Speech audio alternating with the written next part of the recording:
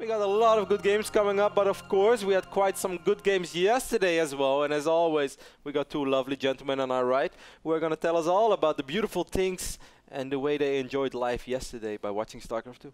That's it. We did have a lot of fun yesterday, Andre. But you know, I have to kind of tell you guys a fact that I learned today. Did you know that today I learned that Twister was rated PG-13 because of graphic depictions of intense weather. Yes, of bad weather. I did know that. I know, but today I learned. Ben, this is what I learned today, not what you already knew.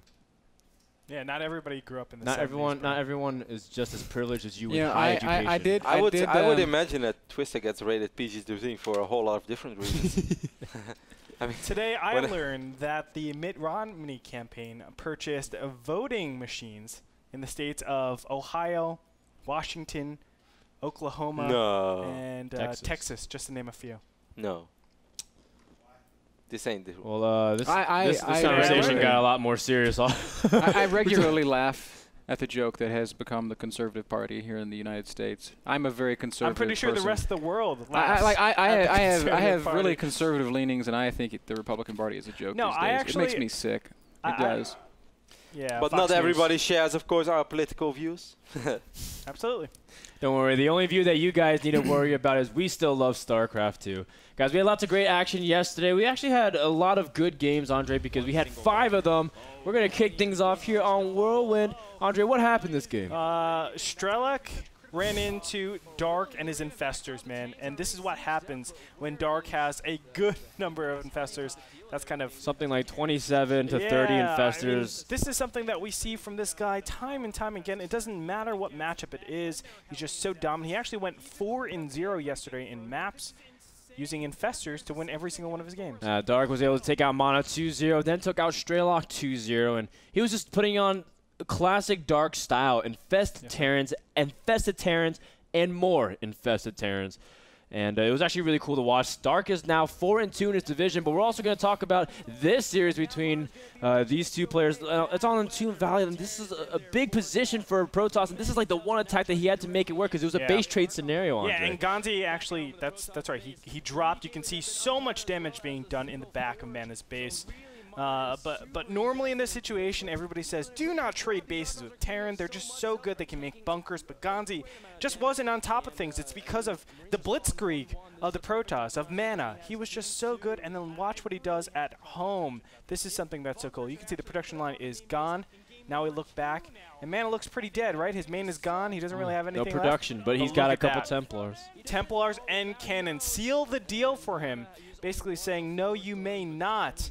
And this base trade actually goes in favor of the Protoss, something that we're not normally used to seeing. And Gonzi does fall. Gonzi just having a rough season in NASL. Mana's he's okay. He's at 3-2. Has to kind of really gather himself if he wants to make a big wild card push. Yeah. But that's enough for that series. Now let's move on to Lowly versus Hero, the match that I just didn't understand what was going on, Andre.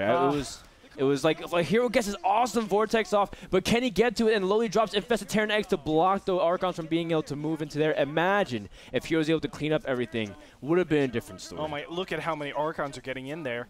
And still, the Broodlords is like, oh my god, you're going to die, Broodlords. If he only targeted the Archons and made them actually kill the Broodlords, he would have actually won the battle quite decisively right there. But all seems lost, all seems hopeless for Hero. But this is the most surprising part. When you don't have Vortex, I always say, as Protoss, you're dead. Like, you can't deal with this army.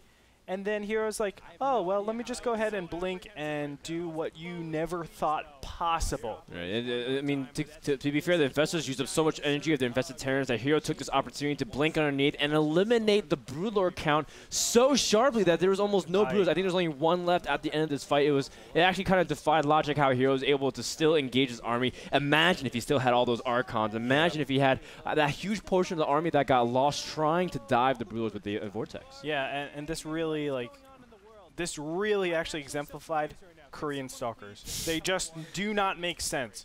Every single time I watch Koreans micro their stalkers, whether it be PvT, PvT, PvP, they're at like a Rotterdam level of perfection, and it's really, really awesome to see. Well, that's a big golden standard that we uphold here at the North American Star League. It's pretty crazy because that's the second series that Hero has ever lost in NASL. He only lost once to DeMuslim in Season 3 and once to Lowly, who's 1-5. That was his first win of the season, but a hard fought one. I messaged him on Skype, and I was like, Lowly, how did you do that? He says, I don't know, but it was really hard. And he gave me that sweaty smiley face. Guys, that does it for the NASL Rewind. Thank you so much for tuning in. If you guys are a subscriber and you want to catch the matches, go to NASL.tv, click on the videos button, and all the VODs are nicely organized right there for your viewing pleasure, but it is for subscribers. If you're not, maybe you'll be able to catch game number 1 if you're maybe in a couple weeks or so, but other than that, it's only available to our subscribers. But that does it for us. Thank you so much. Back over to you guys. Thank you guys.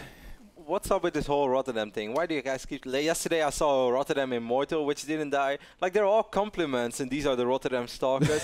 But I have the feeling that I'm not part of a running joke. What am I missing, guys? It's just compliments. Just compliments? Have you seen the Rotterdam pop star? Do you guys... Kevin. Kevin. Yeah. You're not with Ben. These are just compliments. Actually, like sincere compliments. No, that you guys appreciate my play. No backhanded comments. Wow. Hey, remember whenever you show me like your Stalker mech, your Stalkers always live with like 2 HP. As man. I just That's did true. a backhanded comment to Ben. I'm sorry, Ben. That's okay. This is Ben. It's okay to bash on Ben, but the moment it gets no. on me, I get You rid know of what? it. I'm actually really trying to stop because I feel like, I don't know, it's just a running joke. He's to such make an fun easy of target, Ben. though. Because he always takes it with this small But grin on his We're face. still insulting him. Guys, we're talking about not insulting him, Ben, and we're still doing I it. think you're great, and the hat looks good today. Yes, Thank you, Andre. You have a very 1920s mob gangster look that looks... You're classy, but you're dangerous. Yeah. And I like that. And do you know what I would love? To have you take off the hat, and then all of a sudden you have like the like Giovanni look. My hair. I'm actually wearing the hat because my hair looks so silly today. Oh. Oh, you look Here, great. I'll Ben. show you. I'll show you. You can see how awesome my hair looks. It's good. Look how happy he looks. And without the hat, you look more happy, man. know. Can you right? do? I'm gonna give you an offer you can't refuse, please. I'm gonna give you an offer you can't refuse. Sold. Okay, Ben. Anything you want. That was very convincing. What's happening? All right, guys. I gotta get in character. It's hard now. I feel like I'm on the spot. No, I can't do it. I'm gonna give you. No, I can't do it. I got nothing. Work on it and come back. Maybe after our first break.